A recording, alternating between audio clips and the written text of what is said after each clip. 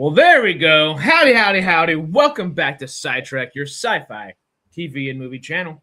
And welcome back to Sci-Fi Sundays. Hello. Ooh, gotta go back this way. There are new buttons to press. All the buttons, I don't know if they were working All the 100% buttons. correctly. Y'all let us know if they were or not. But it is another fine Sunday morning around these parts. Sarah, you doing all right? Yeah, doing all right. Very rainy here today. Surprise, surprise. Oh, for Seattle? No way. I don't believe it. Super Bowl next Sunday. Woo. One more week to the Seahawks win the Super Bowl. Yep.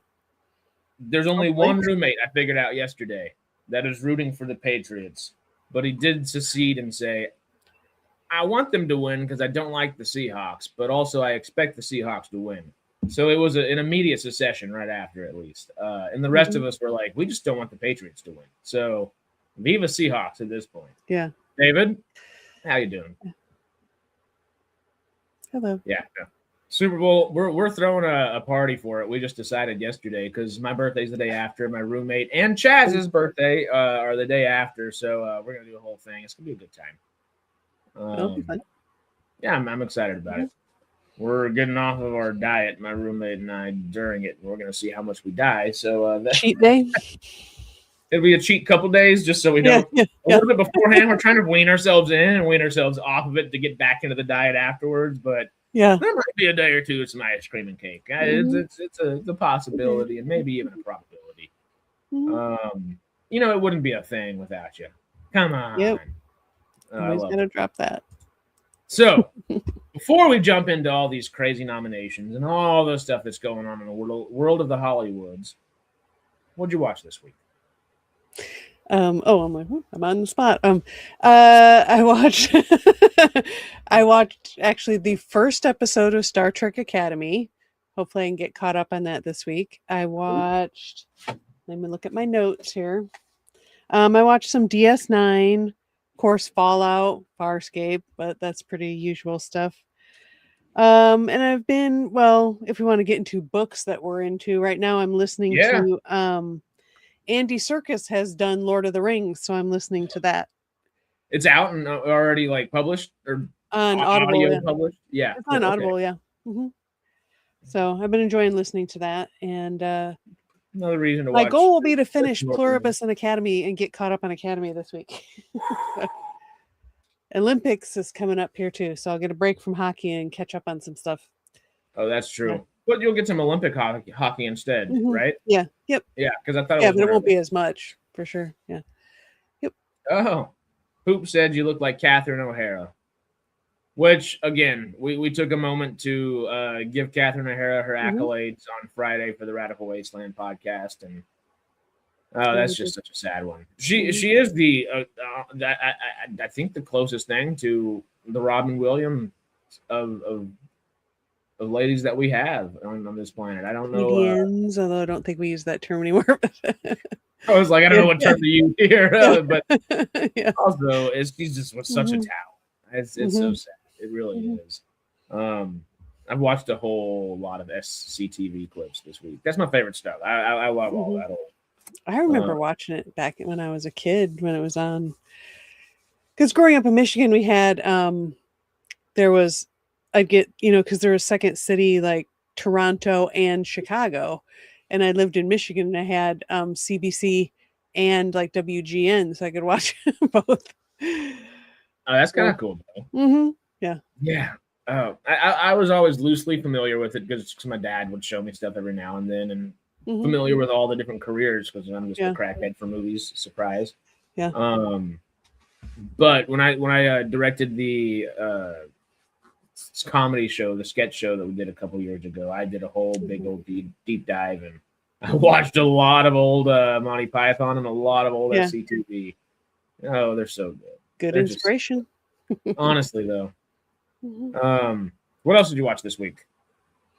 Hockey as usual. It was a hockey game last night at Climate Pledge. So wasn't the Kraken, it was my junior team. They do a game at Climate Pledge Arena once a year. So went to that with my daughter last night. It was kind of fun. We took public transit. Haven't tried that in Seattle yet, so that was kind of cool. Rode the monorail. They're building one of those near us over here, and Mhm. it's causing a lot of traffic, but hopefully it'll be cool. Yeah. Did they win? Y'all team y'all were supporting? No, they lost horribly. Oh no. But they played against the first place team in their division, so Everett. So Understandable. they're a really good team, so The not Krakens really. the Krakens will help you out next time. Yeah, the Kraken are doing well. I mean, they're not top of the league or anything, but they beat Vegas last night, so that was good. Ayo, there you go. Mm-hmm. There's a lot. I almost went to a hockey game a couple weeks back. One of my good buddies is trying to get him and his wife go all the time, and they were trying to get a good group of us to go. Mm-hmm. We didn't. Kings or Ducks? I think it was a Kings game. Yeah. I don't remember who they were playing. Mm-hmm. I've been to one Kings game. I like it. I haven't been in so long. I need to get back to the groove of going to actual games and stuff. But yeah. Mm-hmm. It's fun. Farscape Tree on Fallout though, huh? Mm-hmm. Did you watch anything else this week? That's it. Just some Star Trek, like I said, Academy. I got the first episode in, but I think there's like 5 episodes out now. I got to catch up, and Pluribus I want to finish. And I also want to watch Heated Rivalry since it's hockey related. Very loosely. Heated Rivalry. It's about it's basically a kind of like, I guess, a love story between 2 hockey players. It's kind of a... Oh, it's from last year. It's become big in the last month because I think it was a Canadian show and then HBO got it, and it's kind of become like something everybody's been watching. Okay. A romance set in the world of hockey. Shane Hollander and Ilya Rozanov are 2 stars in Major League Hockey, bound by ambition, rivalry, and a magnetic pull neither of them fully understands. Well, but it's good. I haven't been able to watch it because, anyway, I haven't been able to get logged into my HBO Max account. So my husband has to help me out with that because it's one of those things where it's like, I try to log into it, it sends a code to his phone, and it's a mess. Anyway, I have to have him do it, and I keep forgetting to ask him. That makes sense. Yeah. The cast is nondescript, but Heated Rivalry might be good. Ayo. Not my sort of program. Yeah. Not necessarily mine either, but I thought, well, if it's hockey related, I should check it out. Give it a shot. Something in the right world. Yeah. Yeah, I guess for what I've seen this week would be Fallout and Farscape if we're moving forward. I did. My friend made me watch one episode of Living with Yourself, which it's only 6 episodes, so I haven't watched another because I'm trying to space them out and actually give it some attention, But it's a Paul Rudd show that's a little sci-fi. It's a mini sci-fi about cloning yourself. It's the premise is you're getting red, you're shedding. It's kind of like snakes, shedding the old skin, growing the new one. But they totally kill the old clone. It turns out that the old clone was not cloned. The original body is usually disposed of and put somewhere else, Right. This one happens to live, and it happens to be Paul Rudd living with himself. And it's a really interesting little concept. I've only watched the one episode. It was only half an hour, but it was really good. Right. Fallout and Farscape are both good this week. Pluribus ended really well. Right. It also pissed me off. I gotta watch it. Too big of a cliffhanger. I just give me a finished story at least. Finish the story and then give me something else that I can jump on to or jump on with. But don't leave the story unfinished. It's killing me. Too many shows are doing it. Yeah. Monk. This one's for old secular Monk right here. I did go see Sentimental Value, and there was a Q&A. It wasn't actually. It was with the cast and crew but it was a pre-recorded Q&A, so it wasn't as fun as being there with the actual cast and crew there. I didn't realize that till we were there, and then they just popped it on the screen. I was like, oh, cool.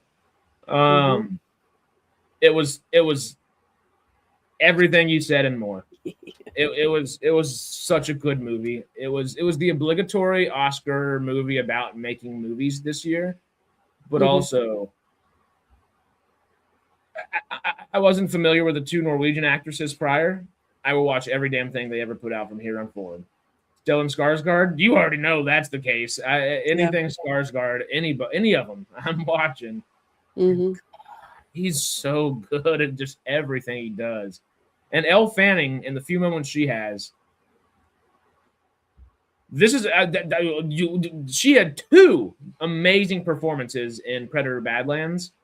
Sentimental Value might be a shorter performance for her here, but it's the best performance of the year for her. It was so good. Oh, way better than One Battle After Another. One Battle After Another was a good movie. It was a really well-structured movie. It was really good. It was solid.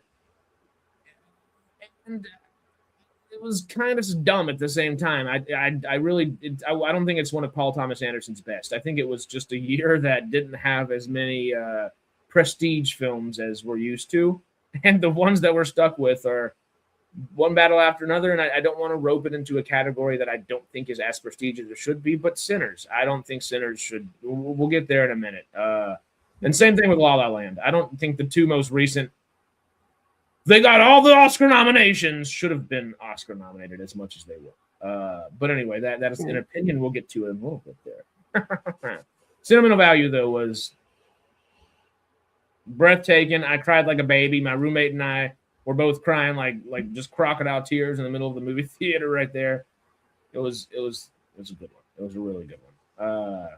Outside of that, the only other thing I think I watched this week was the full season, the whole 8 episodes, which is, I think, 2.5, 3 hours roughly, of Wonder Man.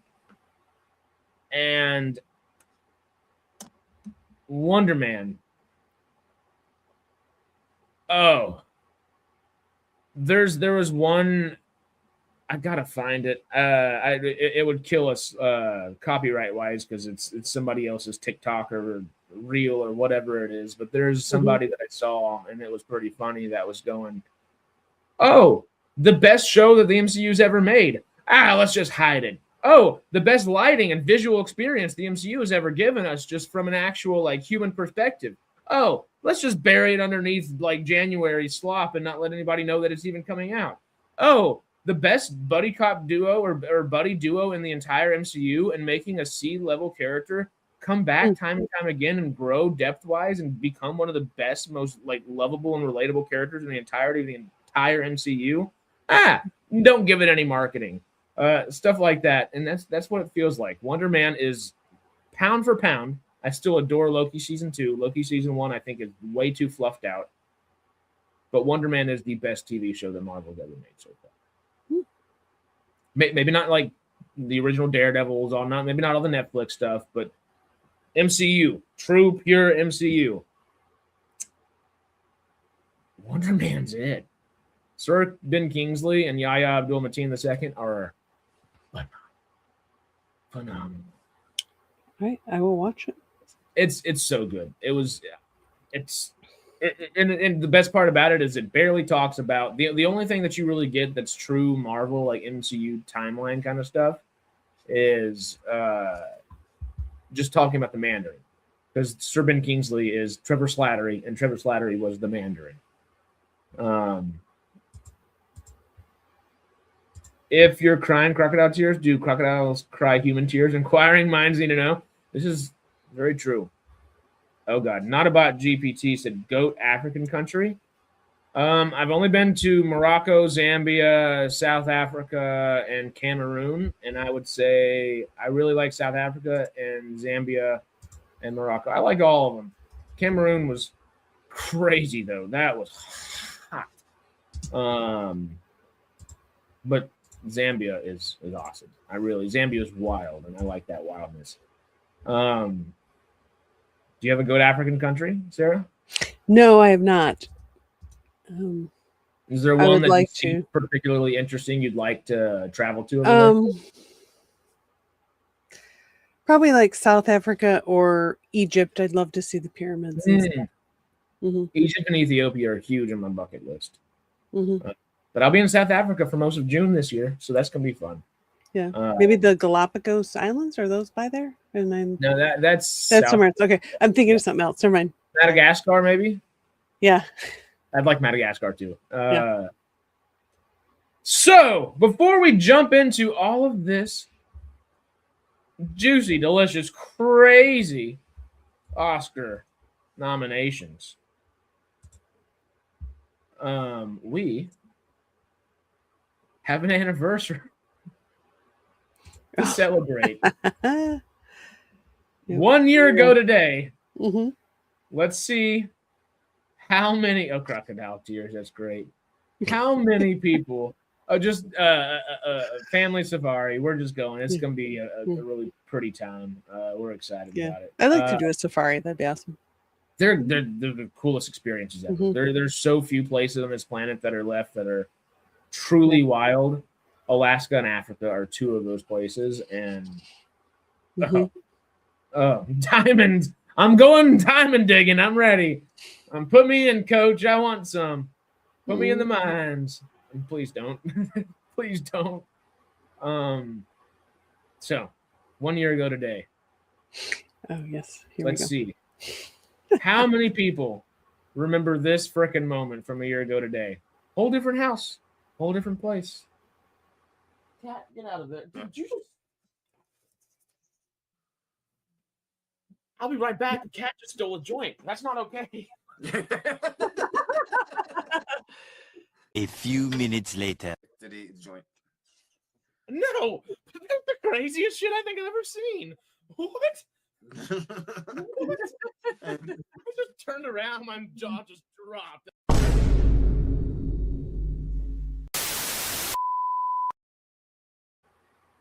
So yeah, a year ago today, it was the infamous day that my cat stole my joint in the middle of the stream that was sitting behind me on the table. Yeah. Oh, good times. Oh,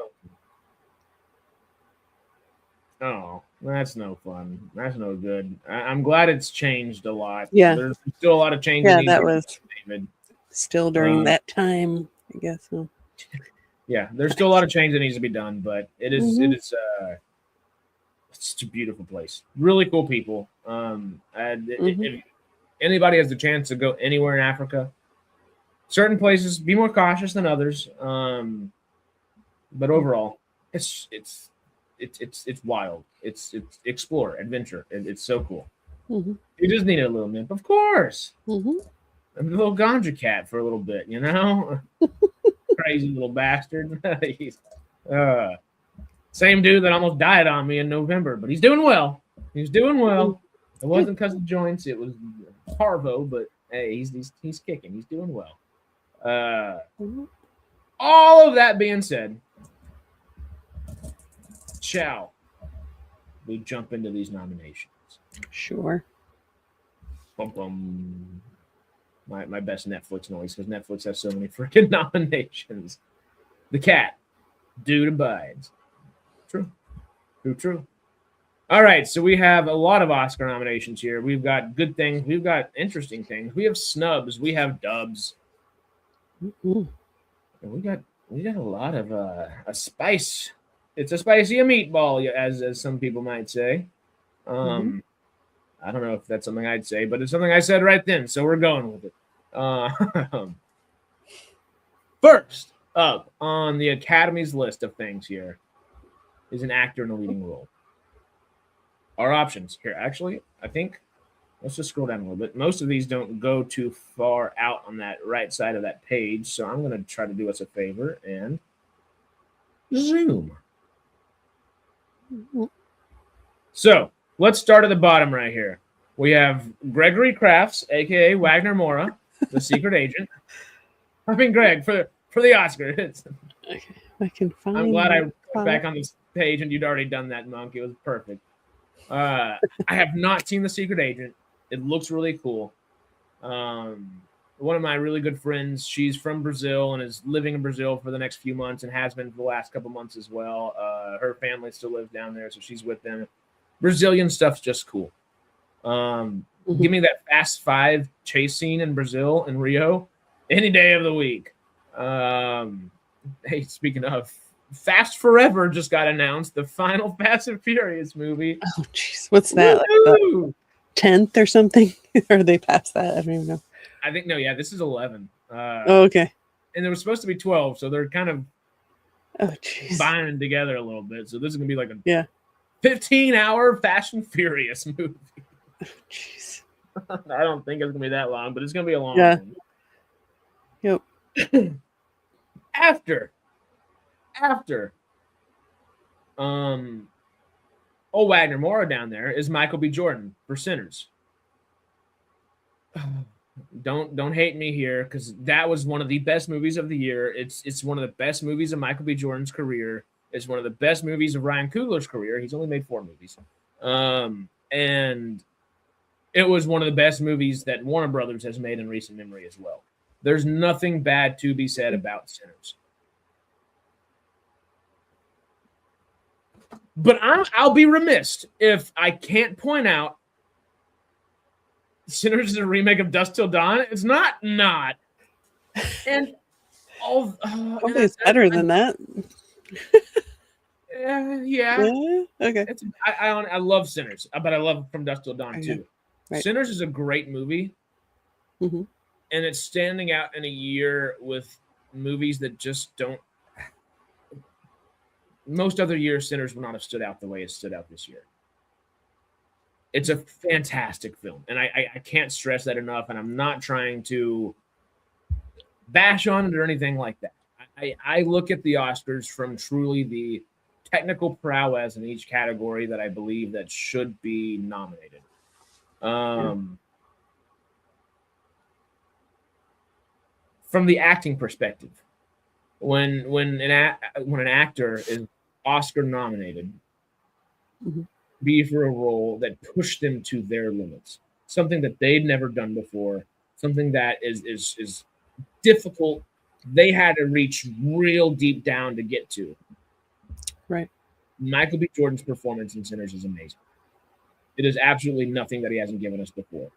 He could act like that in his freaking sleep. He's that good of an actor, and that there's a reason he's nominated. Sure, that good of an actor. That role he could have done in his sleep. Both of them, Smoke and Stack, were just every day of the week. He barely. I mean, he had to act. Sure, then there's a big technical element of acting to both characters there. But if we're going to nominate him just for acting for both characters, Robert Pattinson, even though Mickey 17 wasn't the better film, Robert Pattinson had the much more stringent, much harder performance and should have been nominated over Michael B. Jordan for Sinners. If the technical difficulty of acting is why Michael B. Jordan was nominated, it doesn't stand a candle of the prowess that Robert Pattinson showed in Mickey 17. Sinners is by far the better movie. As much as I wanted to love Mickey 17 so much this year, Sinners is by far the better film.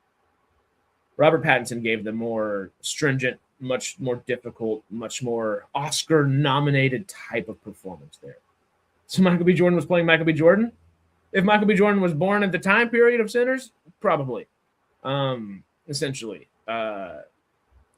He literally just had to act cool, a little bit more mean cool, and then a little bit more like brotherly cool. And that was it. That was the direction for it. I mean, there's more to it, of course. I'm not trying to negate or trying to push down anything. That's just my opinion. But also, it's all about the Oscars nowadays are completely awards driven, and the awards are driven by campaigns rather than talent at this point. And sometimes that talent seeps through. I just wish the talent were nominated more than a lot of times. I was just thinking it's become such like a political game, it seems like, of who gets nominated and who doesn't and what wins. It seems like it's more driven by You remember who things started it? other than what it's supposed to be. I'll say it that way. Yeah. Can you guess Yeah. who started that? Because it used to be much more talent focused. There's one name in Hollywood that might be more infamous than any I have other. no idea. I'll know it when you... Maybe the shittiest man that's ever been in Hollywood. Excuse my French. Oh, yeah. Harvey Weinstein. Yeah. Okay. He started campaigning and sending out a bunch of. I think it was either Crash or Shakespeare in Love. One of those two. I think it was Shakespeare in Love because it came first. Yeah. That he sent out a screener for every single all $130,000 or not $130,000, 130,000 Oscar voters. He each sent a personal DVD to, which cost a couple $1 million, but won him the Oscars and got a lot more dollars after the fact, you know. And yeah, I mean, I get from a marketing standpoint, from a wanting to make a lot of money as a studio doing that, but it kind of undermines what the point of this is supposed to be. And I think that may be why I guess there's always been a lot of award shows, but it just seems like we went through this period where it seemed like every other week there was some award of something, and I just got over it. You know? Yeah, I don't know. I mean, our SAG or someone else, maybe is there some other award that's more true to it? Starting at the beginning of the year, kind of even right before the year ends, there's a bunch of these that happen. The SAG awards are one of the best ones for pure talent, you know. Because it's kind of the same thing as an Oscar. Realistically, it's just kind of a precursor to. It's less revered by the public and probably more revered by your peers. The SAG award. Makes sense. A Spirit Award is like for independent film, and the Oscars. That's what pissed me off about Anora. Was it last year or 2 years ago? Was it just turned into the Spirit Awards? It's not. Independent film awards. It's the films that made the biggest, that touched, not necessarily touched the most people, but made everybody that watched it feel a little something. Anora made you feel something, but it was such a standard film. Like it's so good. And oh God, what's his name? Baker, I think, that made it. Is an amazing, phenomenal filmmaker. The film just it should have won every Spirit Award that it could have. Not an Oscar. I mean, a nomination was a huge thing, but wow. Nora was last year. Thanks for reminding me. I know you're with me on that one, Monk. But anyway, we'll spend. Didn't you and Jay get into a thing over that of whether you liked it or not, or is that something else I'm thinking of? Anyway, doesn't matter. It was a year ago. Maybe. I still really like the film. I just love the way we can get back into that any day of the week, any month out of the year. Yeah. Ethan Hawke for Blue Moon is next. This is the one I'm least familiar with. I've been hearing more about it recently, but I've not seen Blue Moon. He's playing like a real person, right? Maybe not. I think so. The Oscar for Best Comedy of 2025 goes to Jake Paul versus Mike Tyson. That was this year. Oh God. Spirit Awards over Actors Guild Awards. Typically yes. Yeah. Sure. Because I love my independent films, but when we're talking Oscars, those SAG awards, it's a hard. They're a better litmus test for what the Oscars are going to look like than the Golden Globes. I feel like, for the most part. Right. What's that British one, BAFTA or whatever? BAFTA. Yeah. British. Is it audio, film, and television? Oh, okay. I have awards. No I'm just guessing. I think it's British Audio, Film, and Television Awards. BAFTA. Okay. Beside. Okay. Oh, wait. I saw Donnie pop in here earlier, too. Yep. Haven't seen Donnie in a second. Hope you're doing well. Yep. Oh, yeah. The Grammys are this evening. I have a bunch of friends going to it, and I am avoiding anywhere around that part of town because it's going to be busy. Yeah. Yeah. So speaking of nobody giving a crap about award shows anymore, just stream them on YouTube. You know, they didn't nominate any sci-fi music, so we can't talk. Right? Is there sci-fi? I guess there is. If you're doing score or something. No. Yeah, but yeah, Blue Moon. Ethan Hawke being Ethan Hawke, not actually, but you know, he's just an amazing actor, and if he were to win out of this, I think it would be the surprise out of everyone. I think he's probably the least likely to win here, just from Yeah. Has he been nominated generality. before? The what? Has he won one or been nominated before? I don't believe he's won, but Okay. I think he's been nominated a couple times. Yeah, here we are. He was nominated in 2002 for Best Supporting Actor. Are you going to tell us what for, though? Yeah, it doesn't say what for. It's not really. Oh, come on. I'm clicking on him, too, and it's not doing anything. 2002 Best Supporting Actor, 2005 Best Adapted Screenplay, 2014 Best Adapted Screenplay, 2015 Best Supporting Actor, 2026 Best Actor. I don't know exactly which ones are there for or what, but he was nominated for Training Day. That had to be one, yeah. Was he nominated for was it not Beautiful Boy? What was the Boyhood? That lasted for 12 years of filming and all that. Yeah. Oh, Best Actor 3003. I was like, he's going in the future. 2002. Yeah. What about Gattaca? Probably not. But that was in the 90s, wasn't it? Or early 2000s. I don't remember. Anyway. I don't know off the top of my head. Speaking of sci-fi, anyway, just trying to drop that there. Hey, more Ethan Hawke and more sci-fi, please. I like talented performers doing cool stuff. Next up, though, one battle after another. Leonardo DiCaprio. Yeah, he's won enough times, hasn't he? Or did he? He's only won the once. Gattaca was 97 or 98. Boyhood was an amazing project.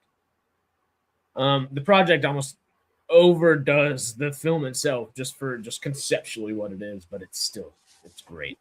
Did you see One Battle After Another? No, I haven't seen anything. It was really good. I mean, it looks like it's good in that kind of quirky, funny, violent way. So, I mean, I want to see it.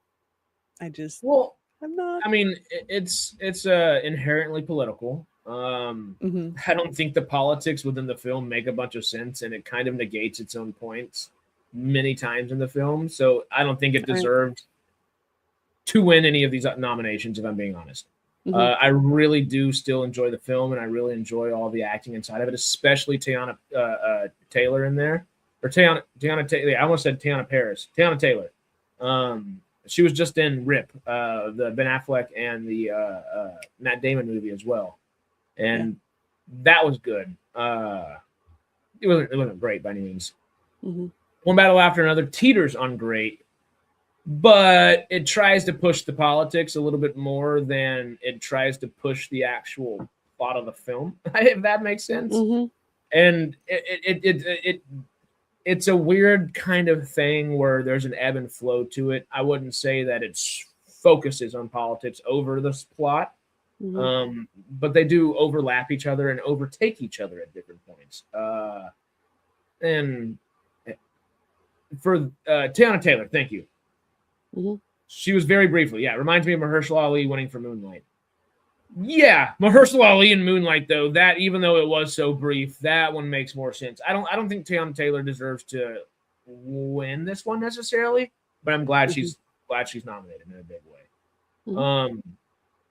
I used to give the man so much crap a few years ago. But next up, we got Timothy Chalamet from Marty Supreme, old Timmy Chalamet, and purely from and going back to Leo for half a second. That was just run of the mill. He could have acted that any day of the week.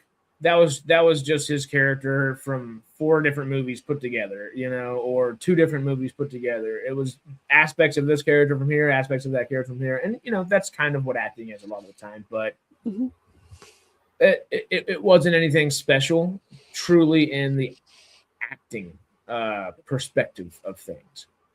Old Timmy Chalamet here.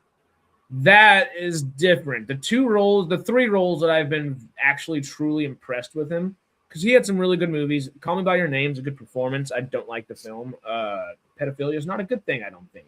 But anyway, I never understood why that film got as much. I understand why it did, but also I don't think glorifying things is a good thing one way or another. a few different films he did. I can't remember the one with Steve Carell off the top of my head. Beautiful Boy, I think, is that one that I said earlier. Lisan Al Gaib. Timmy should have won for Dune or Dune 2. Wasn't even nominated. Exactly. Dune and Dune 2. His take as Bob Dylan in, I forget the movie's name. It was one of the songs, whatever the frickin' Bob Dylan movie was. And Marty Supreme are the 3 films. I'm counting Dune and Dune 2 as one here. Hey, Timothée Chalamet's an actor. He has proven that he is an actor. He did well beforehand. I loved him in Bones and All, Lady Bird, all those different things, sure. But he's an actor's actor, and he's truly a yeah, talent. I would agree with that. I would agree with that. And I don't think that's really been shown until recently. And Marty Supreme is one of those. I have not had that much anxiety being in a movie theater and ready to get out, but ready to see what happens next at the same time. Since the Safdie brothers film, Uncut Gems with Adam Sandler. This was not like that level of intensity with anxiety, but it was just like, what the hell is Marty going to do and where is he going to end up? You know, just the entire time. It was a solid film. And from the films that I have seen out of these, which are 3 out of the 5 for actors in a leading role, I'm going Timothée Chalamet. Well, I know I haven't seen any of these, but I would go with Timothy too, just from what I've seen of him. Okay. I mean, yeah, I don't know anything about the secret agent thing or that actor or anything. I just looked him up earlier to see why you call him Greg, but or Greg him or whatever. It's not dissimilar. It's pretty close. Are they really 2 different people? Wagner Moore is just Brazilian Greg, and Greg's just American Wagner Moore. Yeah. Yo, listen to B-Side. Also, a couple howdies in there. Yep. Hello. But yeah, SciFi always gets snubbed, and it's just, come on. Oscar voters also go on track record too, in a big way, in a big way. Julia Roberts. I mean, yeah, there's a lot of cases where people win for, oh yeah, they still have an empty shelf. We should have done it a few years ago. Oh, there might be someone more deserving this year, but they're kind of old, and who knows if they're ever going to get back on the stage. There's that. So, do they do like a lifetime things with Oscars or no? They do. No. They do. Okay. Lifetime Achievement Award and stuff like that. I forget. Monk, you might know off the top of your head. What is the lifetime Oscar or something like that? But yeah, SciFi always gets left out. It's a shame. It really is. Well, Dune got nominated last year. But that was that for effects or something, or was it? I don't remember. Anyway, this will be the biggest snub forever. But yeah. Yeah, because these awards are from the industry to pretentious snobs. They're not for fans. Yeah. No, I agree. It's definitely. I disagree because this is truly it's your average Joe doesn't care about the actual performance that's happening in something. Right. They're there to have a good time in a movie.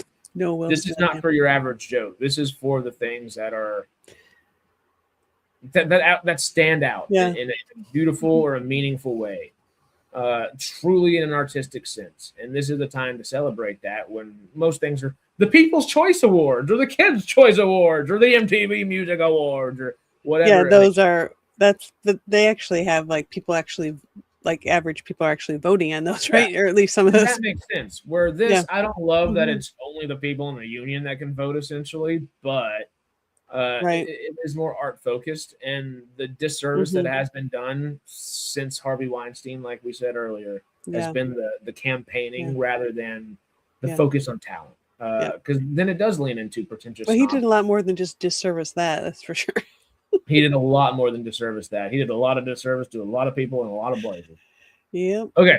We might have to speed this up a little bit because we're going to do what we did last time.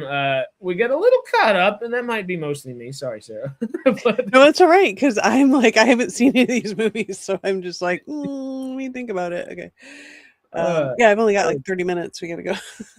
Oh yeah. We're about half an hour till noon. Okay, Yeah. well then we're gonna speed run the rest of this list because we've Okay. gotten through one so far. I only recognize three of those names. Stellan Skarsgård for sentimental value. If he doesn't win it, Mhm. I'm going to riot. Monk, I'm with you. Stellan Skarsgård needs it. It's him. It's him. We don't even need to go further. Right. I'm kidding again. I agree. I'm fine with that. It's just Sean Penn in One Battle After Another. yeah. If there was only one cast member from One Battle After Another that should have been Oscar nominated, or could, if only one were to be, it should have been Sean Penn, is what I was trying to say. Right. He had the most. I think Teyana Taylor's number 2, but Sean Penn had the most difficult acting experience of anybody on that set. Benicio del Toro, like Monk just said, also for One Battle After Another, up there at the top. Hey, his performance was awesome. He was my favorite character in the movie, but it was just another day at the office for him. Lindo got in on the shine of Sinners. Hey, Jacob's Frankenstein's Monster was great. Elordi is good, but no track record. Slap some sense into them. I might one day. Who knows? Just kidding. I'm not going to Will Smith it ever. Ever. Yeah, I have a feeling that the Smiths will not be attending this year. Or ever. Yeah. It's a 10-year thing, and they're going to be 65, 70 by then. And what's the point, you know, if they're not still making movies like that? Frankenstein, I have yet to see, and it's killing me. Yeah, I need to see I know you said you hadn't seen it and been wanting to see it as well. No, it's on Netflix, right? Was it a Netflix movie? Yes, it was. I had to think about it because it was in theaters for like a week or two, but it was a Netflix film. Now, I'm going to upset people again, and I'm sorry, and I'm not bashing on the film. I'm not bashing on the actor. I'm not bashing on anything. But Delroy Lindo I have Netflix. But Delroy Lindo for Sinners. This is that thing where they're like, oh yeah, that guy has an empty case, and I feel like Delroy Lindo might win this Oscar. He's not in the movie long enough, and it's not a wild enough performance or a crazy enough performance. It's nothing out of his wheelpark. It is. I think he brings the most. If there's an individual actor from Sinners that should be most nominated, I think it would be Delroy Lindo as well.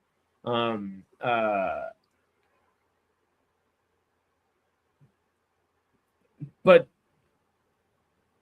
realistically, like, I'd put Stephen Lang in Avatar before I put Delroy Lindo in Sinners right here, especially before I put Benicio del Toro in One Battle After Another, as much as he was my favorite character in that movie.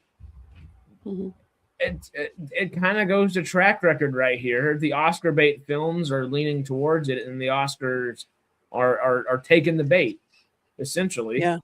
And there were better films this year that deserved more.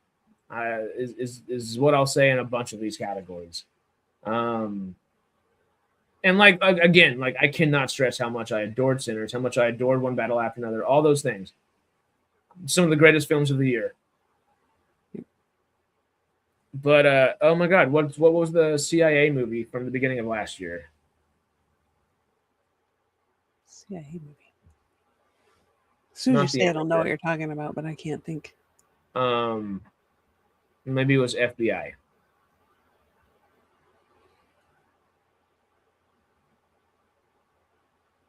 Early 25. It was Black Bag, Secular Marxism? Black Bag. Yeah, Black Bag. Okay. That's the one. Every single actor in that should have been on this list before half the people on this list were there. Half the people, every single actor should have been before half the people on any of these lists. And it's a disservice to talent for them not to be. Thank you for remembering Black Bag for me there, Monk. Sentimental value is Skarsgård's film. I think Delroy Lindo's going to win, but Skarsgård should win. Yeah, because I don't know if he's got an Oscar either. I think he might have an empty shelf, and he needs a win. She was awesome, so good. Okay, let's keep moving. This is literally where we're at. Emma Stone for Begonia. I've seen the first half of Begonia, and I was really tired, and it was late at night, and I fell asleep, and I woke up to like, I won't say whose severed head, but a severed head, and I was like, what is going on? But what I saw from the film, it was awesome. And Emma Stone, as always, does a great job. I don't know exactly how to pronounce it. Renee Rinsva, Renee Rinsva. I don't know exactly how to say it. Is it, what nationality is that? Swedish? Norwegian. She's Norse. Maybe I think she's Norse, at least in the film. And yeah, Begonia is also Yorgos Lanthimos, and he's great. He's great. I might have been a little bit of that, which might have added to the tiredness, but sentimental value. We're not is she's. I've few times been as enamored with a performance, completely not knowing who an individual was prior to watching it. She's one of those actresses. Her and the lady that plays her sister are both phenomenal. Do we get to see nominations for best animated film? Yeah, we're gonna scroll through these. We do need to kick it up just a little bit. Yeah, Kate Hudson, Song Sung Blue. It's a musical, but I do enjoy musicals, and it was supposed to be amazing. I just haven't seen it. Have you seen anything about any of these? I've seen the ads for the Song Sung Blue, and it looked like a dumb movie to me. Even though it has Wolverine in it, but still. Wait, I did that. It's more. Yeah. With the 3. Yeah. I don't know a whole bunch about it either. Just the actors and that it's a musical. Mm-hmm. Rose Byrne, If I Had Legs, I'd Kick You. I didn't watch it. I've heard a bunch about it from just my I've actor. seen Rose Byrne in other things. I never was really. She seems. Really? I don't know. I love some Rose Byrne. I think mainly I've seen her. So, what was that kind of legal drama she was in with Glenn Close? What was that called? They were lawyers. It was like a FX show. I want to say maybe it was probably like it was a while ago. What was that called? I don't know. That's the only thing I've really seen her in, and she was pretty good in it. But because I think of I her wasn't from overly impressed. But Neighbors with Seth Rogen and Zac Efron, or maybe for X-Men First Class and Days of Future Past. She was also in Star Wars, but she. Oh, excuse me. Peter. We're gonna keep kicking. Jesse Buckley for Hamnet. Hamnet, I still haven't seen it. I need to watch it. I didn't watch it because I haven't been the biggest fan of Chloe Zhao films. The Eternals was all right. It was good. I do like it more and more over time. Nomadland makes me want to vomit, though. I love the entire. Frances McDormand's amazing, but it has such a deep misunderstanding of van life and American nomadism that Nomadland shouldn't have ever been made. It was totally just Chloe Zhao being like, hey, my family has ties to Amazon, and Amazon can send me a lot of money to make a movie. I'm going to do it. Nomadland was slow and utterly pointless. I know it was supposed to be like just showing the American nomad lifestyle at it, but you got to take the time to learn the lifestyle before you start filming it. Anyway, Nomadland pisses me off more than most films. I will rant about it for a long time. So we're gonna keep moving. Do you have a just a favorite out of these? Just for the sake? I'll go with Emma Stone. Damages. That was the show. Okay.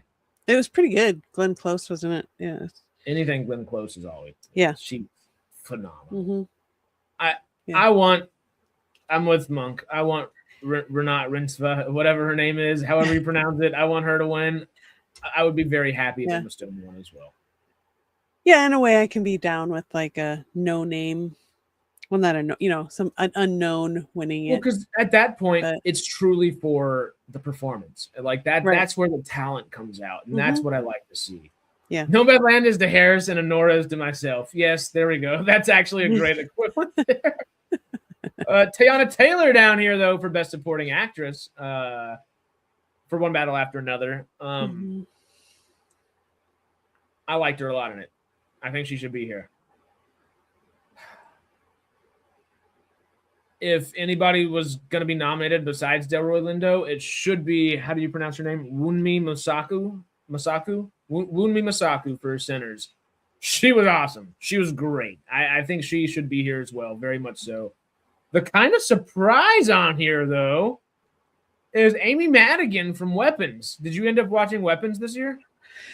No, and I've been like meaning just to look into it because I was trying to figure out what was the thing. What was the what was that about? Played the creepy aunt, the kind of witch lady that was kind of all around everywhere on the posters and everything. I'm very surprised they nominated her, and I'm happy they did. Again, I don't want to necessarily put Weapons in the category because it was one of my favorite films of the year.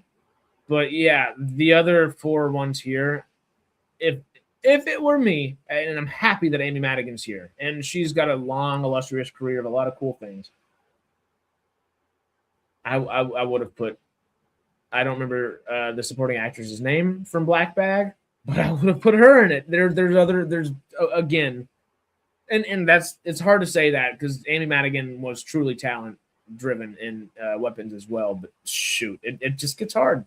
It gets hard to figure these things out. I'm with Sarah, keeping an eye out for Weapons when it comes on streaming. It's been out on streaming for like 6 months. Yeah, what was the HBO? I just wanted to know what was happening with the kids. That's or whatever that. Okay. You just gotta watch the movie. All right. One of us. Cate Blanchett, no, because she would have been lead actress, not supporting actress, I think, for Black Bag. And she should have been there for it. Anytime Cate Blanchett puts her face to screen, as long as it's not Borderlands, she essentially deserves an Oscar. You gotta pay the bills. But yeah, both of these for sentimental value, Elle Fanning and Inga Ibsdatter Lilias. Inga. I like that name. She was Elle Fanning was so good in this movie. So good in this movie. I would be so happy if Renat and Inga won. Give it to the 2 Norse people. Give it to the Norwegians this time. It's Norway's year. Just give it to them. It's so good. It's so good. And that's all I gotta say. Now we'll go on to animated feature film because we are gonna have to be rushing. Elio was that kind of sci-fi one, right? Elio was completely sci-fi, yeah. But it was not good, apparently. Sadly. K-pop Demon Hunters, didn't see. I have not seen any. It's just, I watched K-pop Demon Hunters, and I didn't see the movie, but I saw Corridor Crew's video on it on Saturday. And that made me have an appreciation for it. Right. Nonetheless, I don't want either one of these to win. They're just the pop culture-y pop. K-pop Demon Hunters is closer to like Into the Spider-Verse with the amount of time and effort it was to put the animation in there. Zootopia 2, I don't want to win. I haven't seen it. I haven't seen That's Zootopia. Like the obvious. I mean, I was just going to pick that because that's the only one that I know anything about. I think the obvious is K-pop. I haven't watched it, but I think K-pop Demon Hunters is going to win by a landslide. Yeah, I think that's probably going to be it too. But I want one of these 2 that I know nothing about. I either want Arco, and hey, it's got Natalie Portman, so I want Arco to win now. I'm kidding, but Little Amelie or the character of Rain, either one of those just being the underdogs, I would prefer.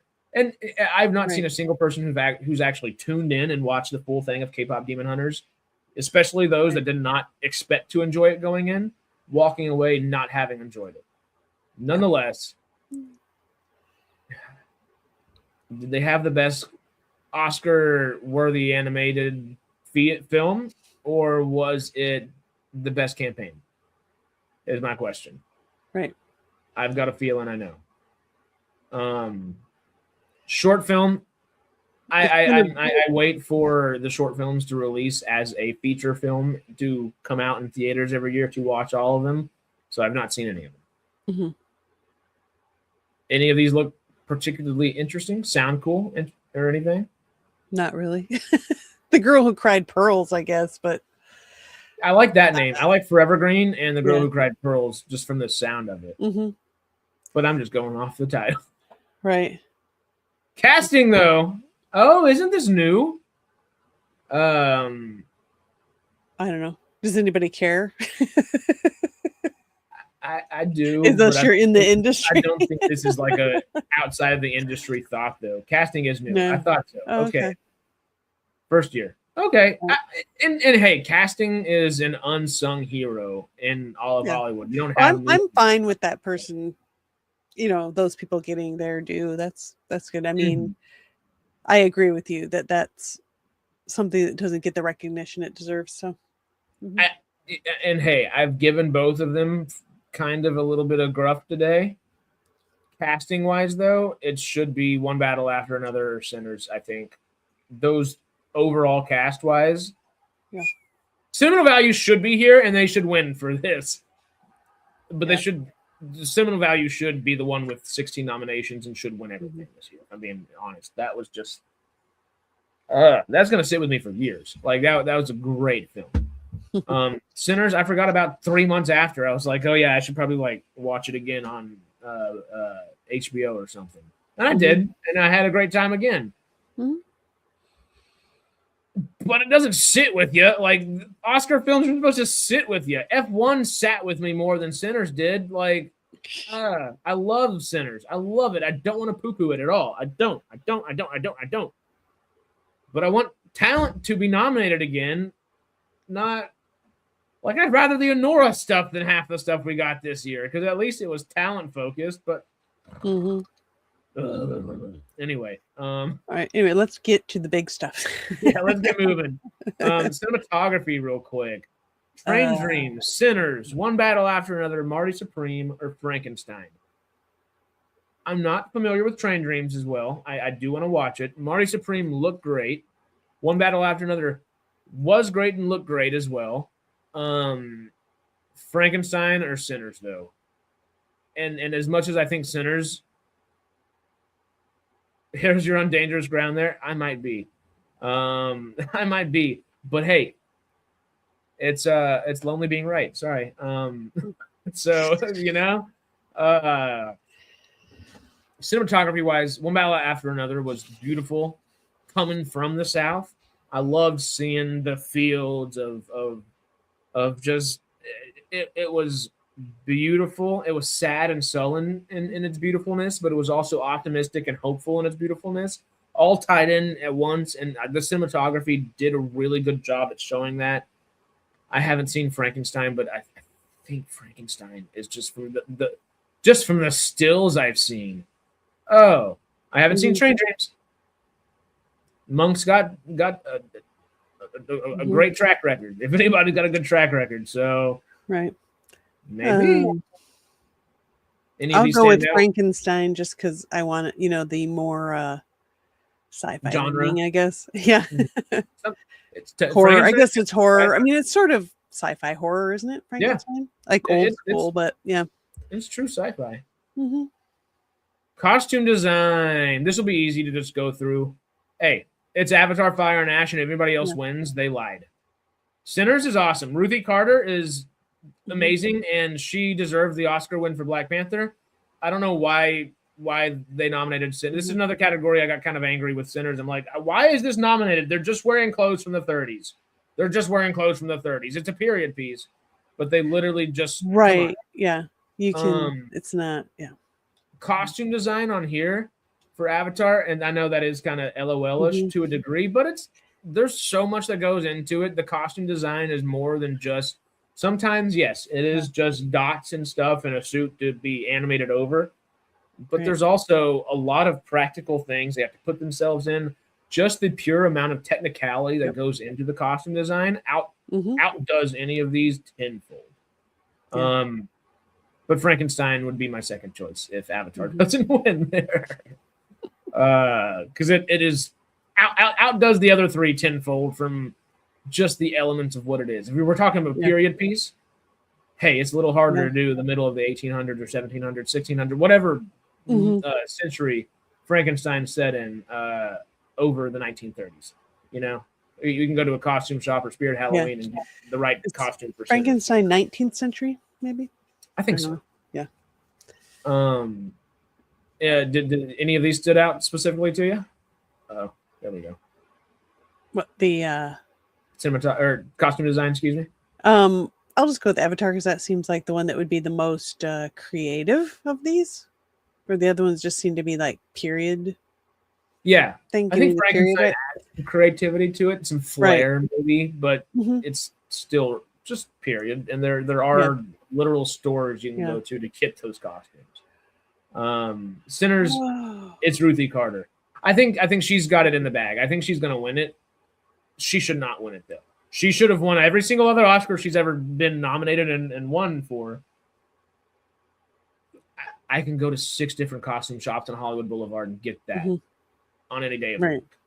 And I don't think that deserves a nomination, you know, realistically. But hell, you know, not just my opinion. Opinions are like assholes. We all got them, you know. Directing, though, anything stand out to you here? Ryan Coogler is for Sinners. Joaquin Trier for, I think I said that more Hispanic. I think it's Joaquin Trier or something like that for Sentimental Value. Paul Thomas Anderson will PTA for One Battle After Another. Josh Safdie of the Safdie brothers for Marty Supreme. And Chloe Zhao for Hamnet.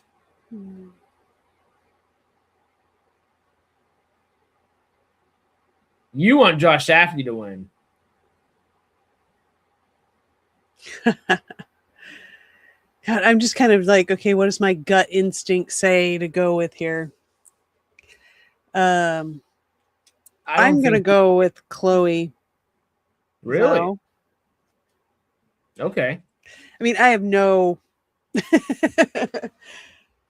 dog in this fight, so to speak. I'm just kind of looking at kind of what they are, and I'm a little bit familiar. I've seen interviews with some of these actors and you know, trailers, clips or whatever of these movies.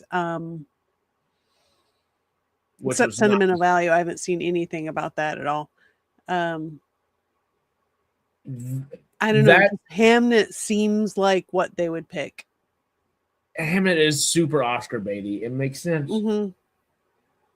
And I wouldn't be surprised, but that would also be, I think, the upset out of everyone here. Because I think realistically, Paul Thomas Anderson is probably the favorite. Yeah. But I don't think he's going to win. I think it's between Coogler and Joaquin Trier. I'm with you. Well, however you say his name. I could try to say it again and again, but I wouldn't mind if Safdie won, though.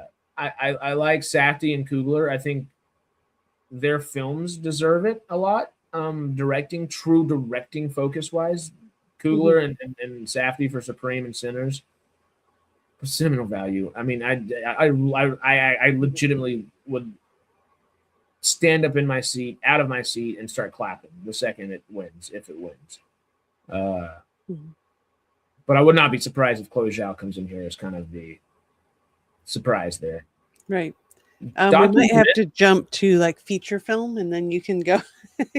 I got to leave here. Yeah. Okay. Film editing, real quick. Any of these stand out to you? F1, Marty Supreme, One Battle After Another, Sentimental Value, or Sinners? F1 pops out to me. F1. I really want to see it. Yeah. Are the two that pop out to me. Sentimental Value, I think, should be on this list, but I don't think it's going to win because it's more standard focused drama in that sense. Yeah. Yeah. Film editing, F1, Monk says. I'm with you. Yeah, because I was thinking of all the racing and how hard that would be to edit that together and stuff. Yeah. I don't think Sinners would usually be nominated for editing in this category, but there's the one sequence in this film of. Did you watch Sinners? No. I haven't seen anything terrible. One sequence in the film where there's a musical kind of thing happening, and it spans centuries and all in one moment. And I think that scene alone is why Sinners is nominated for editing. Mhm. And rightfully so in a lot of ways, because it's a damn good scene in that sense. A little jarring in the movie, but it's a damn good scene. Mhm. I'm with Monk though. I F1. I'm with you. International feature film. It's sentimental value. There's The Secret Agent's the only one that can come close. Sorry, huh? What? I still would like to see No the idea. rest. Yeah. Live action short film. We'll do this in a second after you have to head on out of here. Mhm. Let's hit these bigger ones with music original score Yeah. real quick. Begonia, Frankenstein, Hamnet, One Battle After Another, or Sinners.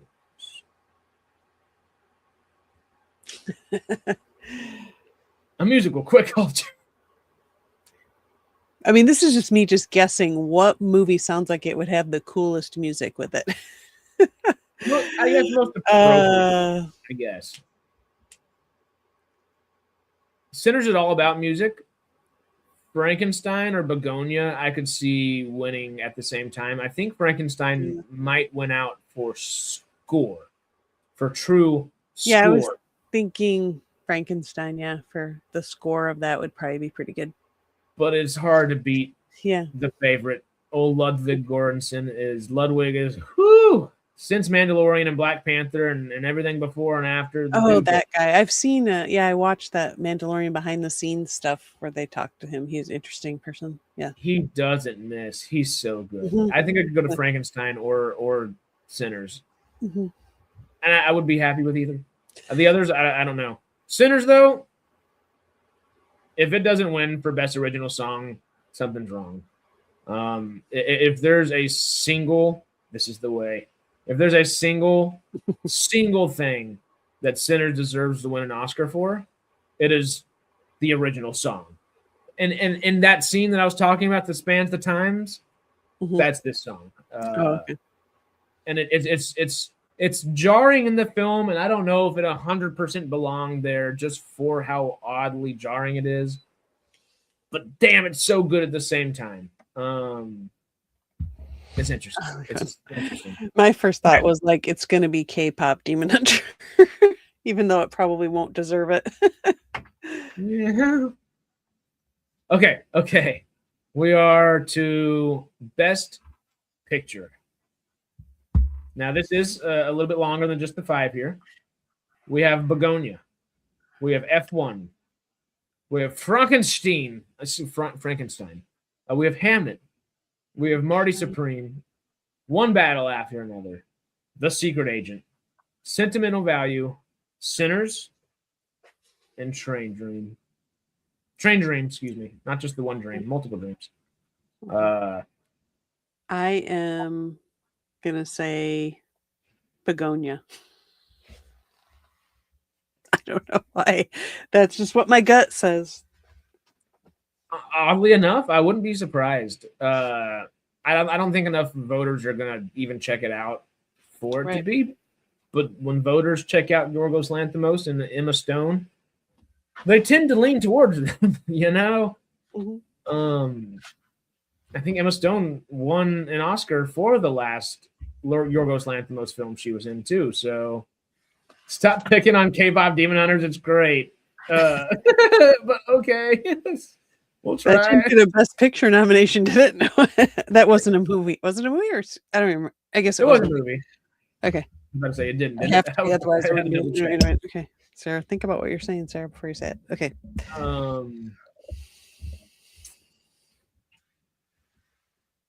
I honestly could see it kind of going to F1 in a way. I don't think it's going to happen. I think it's the least likely, but I could kind of see it happening. Mm-hmm. That seems like the most action-packed movie, anyway. I think the real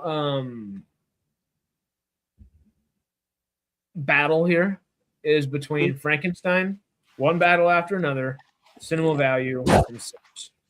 If that makes sense. That sounds right. I'd personally choose Sentimental Value.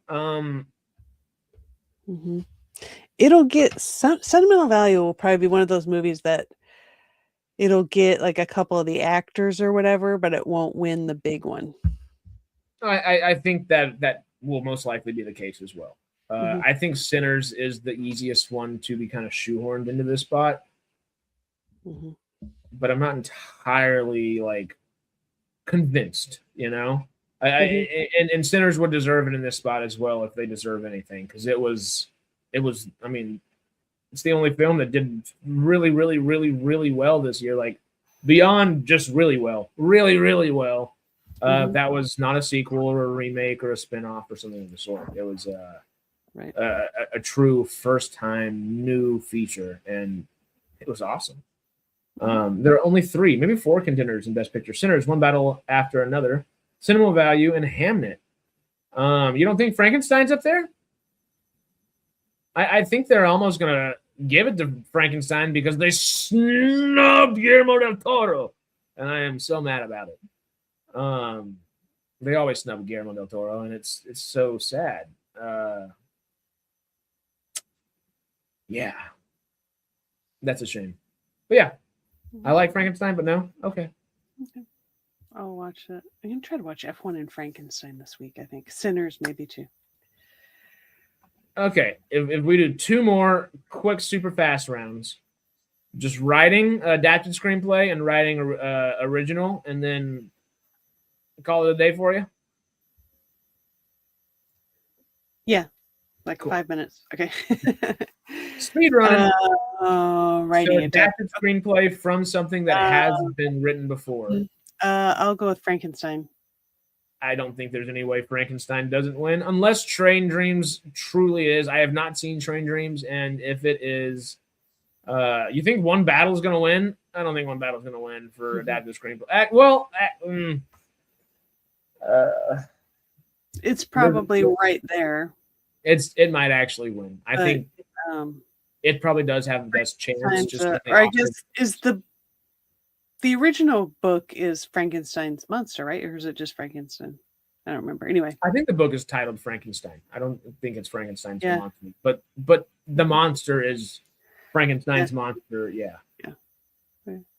I mean, it's a classic book ish. Yes. Yeah, no, it is a classic book. I was more not in my head at this because I love PTA, but this is nowhere. This might be PTA's worst or second worst film in my opinion, which means they're all great. They're all really great. But this, I don't think One Battle After Another deserves to win anything. Maybe Sean Penn. Yeah. And I don't mean that in a bad way by any means. I think it's amazing, but there's too many other great talents that should win over it. Monk says Train Dreams. I'm holding my hope out for Frankenstein or Train Dreams just for the sake of that, because I like new things coming in there. But I'm with you where I think One Battle After Another might be it. Yeah. Now original screenplay. Blue Moon. It was just an accident. Marty Supreme, Sentimental Value, and Sinners. I'll say Sentimental Value since you said it made you cry. I think Sentimental Value. Sinners very well might win this, and I wouldn't be surprised. And I think it would be the second most deserving of an original screenplay. I don't know. It was just an accident, and I haven't seen Blue Moon, like I said earlier. I like Marty Supreme a whole hell of a lot.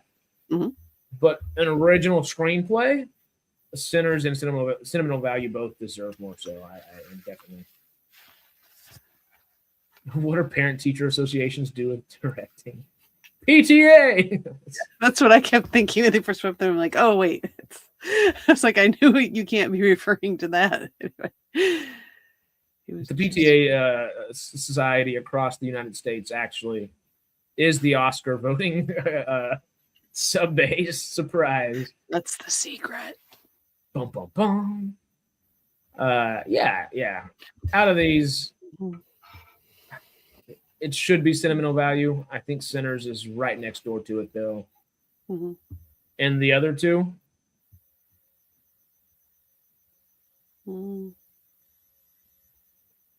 It was just an accident. Blue Moon could be either.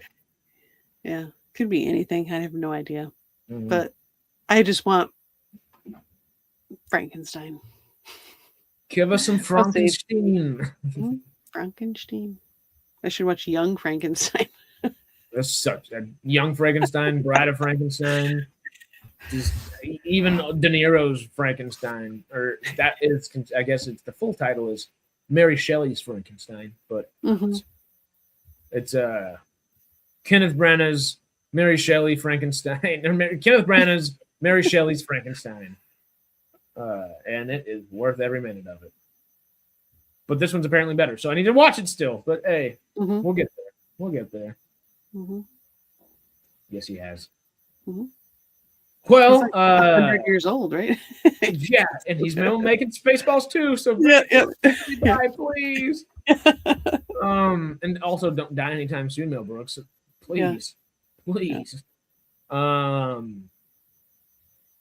that being said, tomorrow, Farscapetrion, we will not be having. We'll come back next week, right?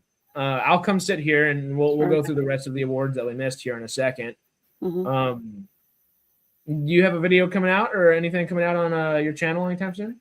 Hopefully. I want to get something done this week. It's been kind of crazy anyway. And my channel. Anyway, there'll be more about that later. I haven't. Yep. That name might be changed next week. Who knows? It could be. It might not be. It could be a week and one day. You don't know. Yeah. I don't know. Sarah knows. Oh, yep. Sarah knows. There we go. I was like, whichever way is going, what? I like doing this because I'm like, okay, now I'm pointing both ways and I can figure it out. But then I got to remember, oh, wait, the camera's mirrored and something's going on. Which way am I pointing now? Which arm's what? It always just cracks me up. But yeah, we'll go through the rest of this Oscar nomination list. Maybe a little bit later today.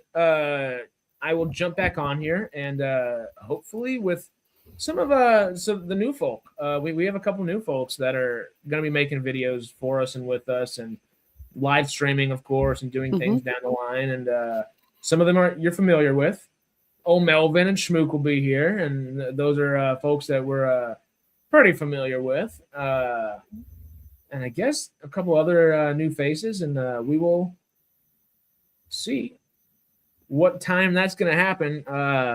Because I am going to try to go to the gym real quick just to make sure I actually get a little gymming in today. I'm guessing it depends if my roommate is home from seeing his family real quick. Because if he is, we'll immediately go to the gym and we can do this in like an hour. If not, we might shoot for like 3:30, 4-ish, maybe 4:35-ish, something like that. Just so we have like an hour 15 right before we jump out, and it's time to watch episode 3 of. Oh, you know what I didn't talk at all yet? It was A Night of the Seven Kingdoms. I did watch that last week as well, and I will watch it again tonight. I'm really enjoying that. Have you seen that one yet? No, I've seen like a trailer for it, and it was like, oh, this is Game of Thrones. So I'll check it out. Yeah, I guess. Yeah. Well, okay, but I know you have to head out of here, so we'll go ahead and wrap all the main stuff up, so we can just do the readings here in a second. Wednesday will be the next time you see us, and you know what our topic is. And you know, we were hoping it was going to be in LA, and it's not. But it makes. I was hoping it was going to be in Vancouver again for me, but that's true. Over here on this side of the pond, anyway. But anyway, I was hoping Stargate would save Hollywood, but I don't know if anything will now. Fallout's it. It's hopefully, But Wednesday we'll both be back. Of course, Tuesday though. If you're available, come hang out with us for the watch party. But if not, Friday for the discussion. Fallout on the Radical Wasteland podcast, Tuesday at 6 p.m. I changed my flight. I'll be back in time for it. We're ready. And then Friday, Radical Wasteland podcast again. And Sarah and I will both be on Wednesday and Friday, most likely, if you can make Friday again. Yeah, I think. And so. As far as I know. That'll be the next time you see both of us. But we will later this afternoon, probably do some Saturn Award stuff and give y'all our Chevron Award nominees at the same time. Yes. And yeah, I think that's it. Do you have anything else that you want to announce or tell anybody before you get out of here? No, just there'll be some changes to my channel probably, but we'll see what happens. Keep those eyes peeled. Yep. And before it is changed, go subscribe. You know it. You know it. Yeah. Yes, thank you. Yeah. Well, we'll still hang out for a few minutes, Stanley's. Don't worry. Right. We'll just finish this list off of here. All right, I'm gonna sign up. Thank you for hanging, Sarah. All right, bye. See ya. And then there was Juan. I got you all to myself now. What are we gonna do? What do we do? Besides just talk Oscar stuff, because we will. We will. Where did we end up here prior to?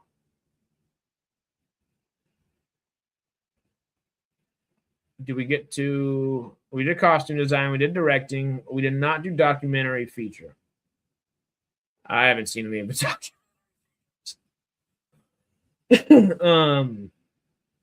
There is The Alabama Solution. Come See Me in the Good Light. Cutting Through Rocks. Mr. Nobody Against Putin. And The Perfect Neighbor. Oh, nominees to be determined. That's interesting. Is that like out of a safety reason or something? Tig Notaro. What is Come See Me in the Good Light? I don't know what that is. I'm not familiar with Charlotte Kaufman. Is that like Charlie Kaufman's wife or daughter or something? Interesting. Yeah, I'm not familiar with any of these. The one thing that should be on this list that it is not, and I've still only watched the first 10, 15 minutes of it, is I Like Me. The documentary about John Candy. It's the best thing Ryan Reynolds has done in years. Years. Since Deadpool 2, I think it's the best thing he's done. Maybe since The Atom Project. But it was so well produced. I've only watched the first 10, 15 minutes, and I was ready to just start bawling at any point. It was beautiful. And I haven't seen any of these, but that documentary deserves to be up here just from the first 15 minutes, if anything. Unless it just, crashes and burns after, but I don't expect it to. John Candy was just too good of a human, Winner's usually political, probably the Abraham Solution or Putin. Makes sense. Yeah, that makes sense. Documentary short film, though. Perfectly a Strangeness. The Devil is Busy. Children No More. Were and Are Gone. Armed Only with a Camera. The Life and Death of Brent Renault.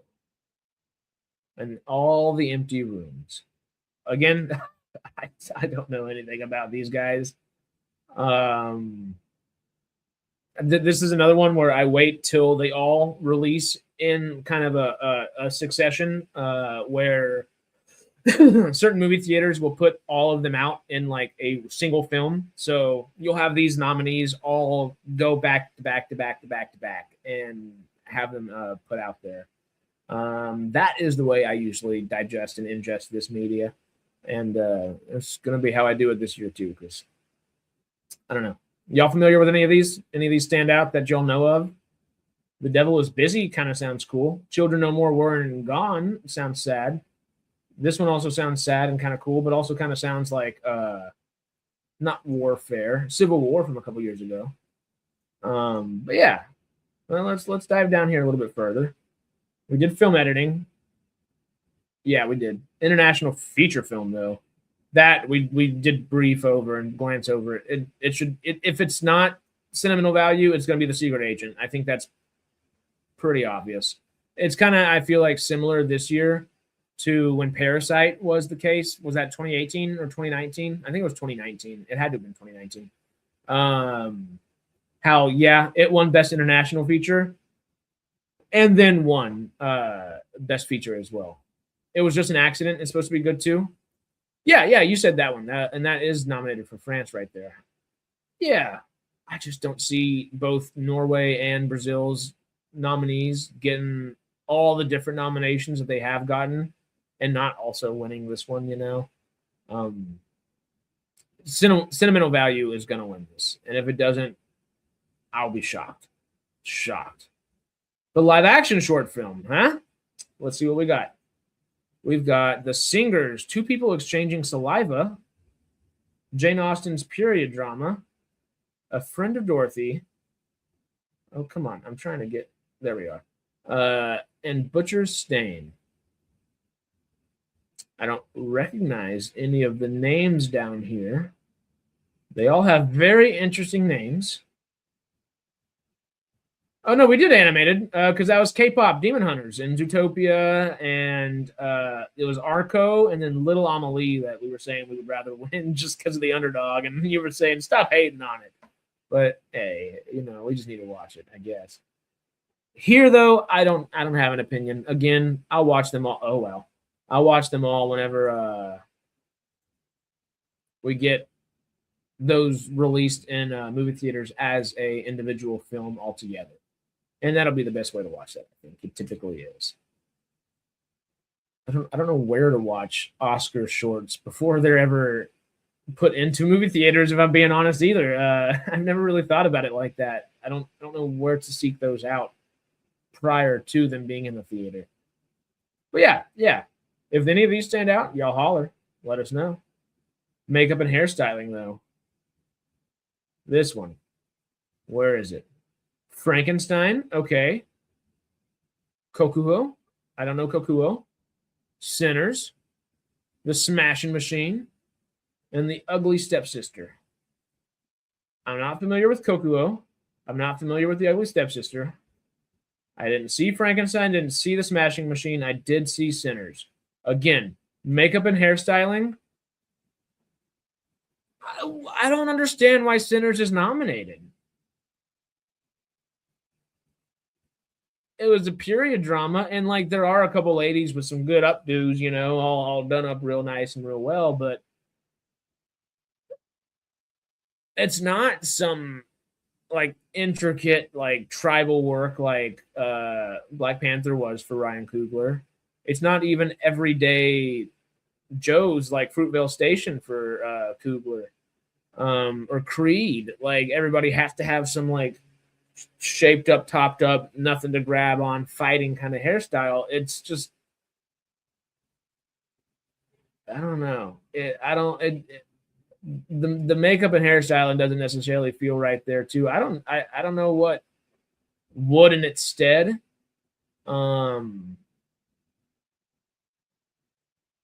Yeah, I don't know what it instead. Just off the top of my head, Mickey 17 maybe actually again. So like it had more flair to it, and the makeup was more consistent rather than just regular makeup. I had a brain fart. It's something that happens at my age. Yeah, I don't know. If this is truly going to one of the two that deserves it, it should be Frankenstein. I keep saying it. I was joking on how I'm saying it. Frankenstein or Smashing Machine.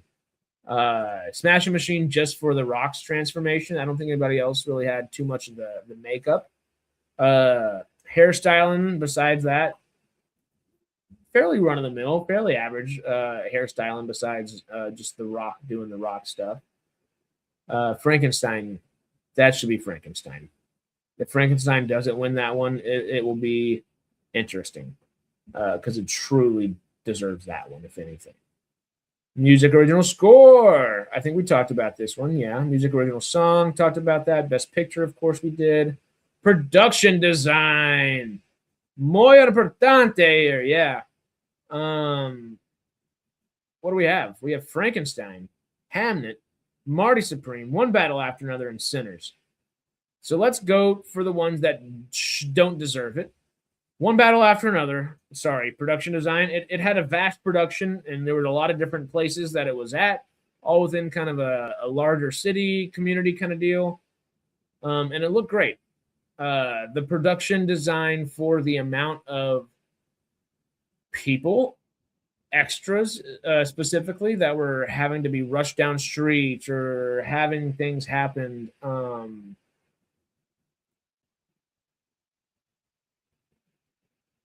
it was wild and it was a lot. But I don't know if true production design goes to one battle after another. And Marty Supreme, again, went all over the world technically, Japan and the US, really. And it had some really cool sets, but very controlled sets at the same time.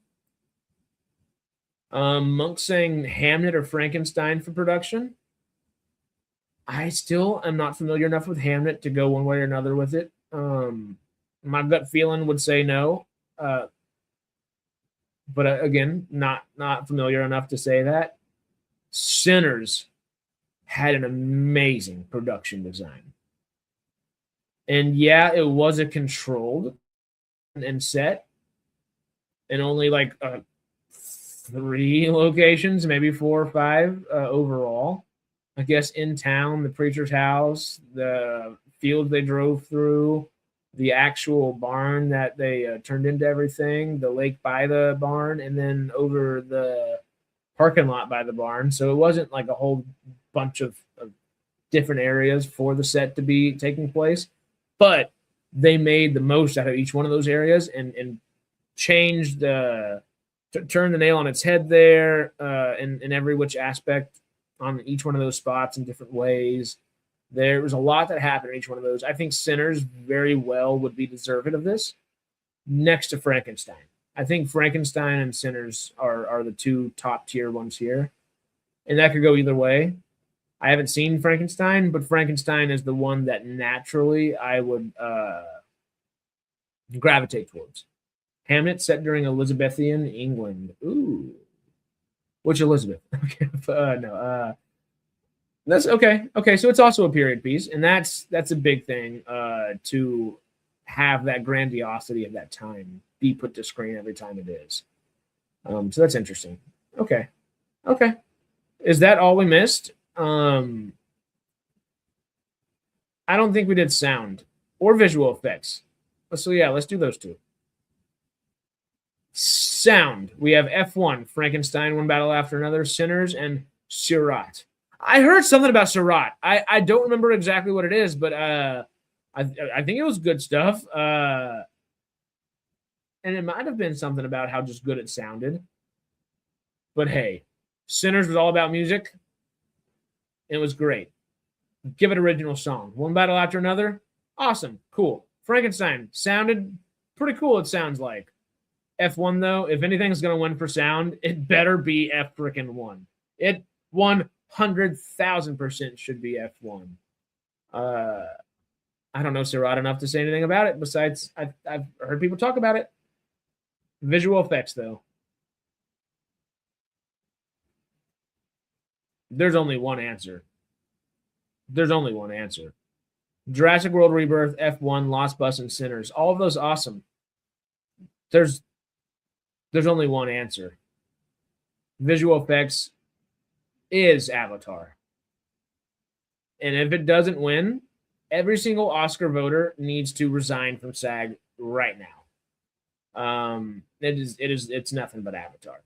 And as it should be. Visual effects, and nobody beat Jimmy C and Avatar with visual effects anytime soon. It's absolutely insane. That, though, does bring us to the bottom of our list. That's all. That is all, folks, for Oscar nominations for 2026. We will be back again later, myself and maybe a couple others. There's a chance just, the day not having a 100% set time right now. If it goes to the Lost Bus. The Lost Bus was supposed to be cool, though. That's the Matthew McConaughey one, right? Or is that the Ron Howard one was like a year or 2 ago, right? Is that Ron Howard or Matthew McConaughey? Or is it both? Is that a Ron Howard, Matthew McConaughey film? I don't know. But yeah, not 100% set on the time for later this afternoon. But we'll let you know as soon as I can on community page. Also on community page, on community tab, y'all. If you go to the SciTrek page, our main just YouTube page and all, hit community. It's the same thing as like our post where you see our typical posts and stuff. But if you hit community, you can post in there as well. David, anything that you would typically put on a Facebook page, on our Facebook page, you can always toss them there if you'd like. It's a good spot for us to, keep a little YouTube central and also chat and discuss interesting sci-fi topics and things like that. The community page, I think, is going to be really, really cool. You'll start using that thing. It's the best way for us to chat back with y'all on just a daily basis. So that's a lot of fun. But yeah, we'll keep you posted for Saturn Award nominations later today. And essentially, I'll be honest, our Chevron Awards are not too dissimilar from the Saturn Awards. But yeah, we'll see how they do differ later today. We'll keep you posted in that community tab. So be ready for that community tab and go hang out there. That's a risky thing to say. What? It's always good to have some fun. The next thing you need to watch when you have the chance is The Night Watchman. Okay. Lost Bus is a good film. That is the one on, it's Apple, right, David? Anyway, the Chevron Awards are going to The Thing. That is all. Of course. Honestly, we might have to, I have an idea. I'll message both of y'all on Instagram or Facebook, respectively, for each one of you. I don't think there's all that much else to give you in here. Before I run the risk of just rambling on too much, I will go ahead and hop out of here myself. It has been an hour 40, so it's been a damn fun one. We've covered a lot of ground, and I hope I didn't throw too many people off with thinking Sinners shouldn't have been nominated as many times as it has been. I said the same thing about Honora last year, and I would say the same thing about La La Land. The year La La Land had 14 nominations. Like a lot more of those technical ones, I feel like they can kind of lean towards because it was a musical as well. Sinners is kind of a musical too, but La La Land didn't deserve 14 nominations, I don't think. I don't know if Sinners truly deserve 16. I'm happy they both got that many, and I'm happy they both stand the test of time the way they do. That being said, I really, truly wish Oscars and the Academy would get back to voting truly talent-based rather than campaign-based, campaign-driven-based. Maybe one day. We'll see. Thank y'all for hanging with us. We'll see you again. No Farscape Tree on tomorrow. We'll see you later today. We will see you Wednesday, or excuse me, let me go first. Tuesday at 6 p.m. Pacific Standard Time, 2 a.m. British time there for the finale and the watch party of Fallout Season 2. Wednesday, we have Stargate Outpost. Friday, we have Radical Wasteland again to discuss Fallout Season 2 finale. And then the following week is birthday week, and it's going to be fun. It's going to be a lot of fun. So, stay cosmic, SciTrekkers, and we'll see you in the next video. Hope you'll have a wonderful, wonderful rest of your day. Adios.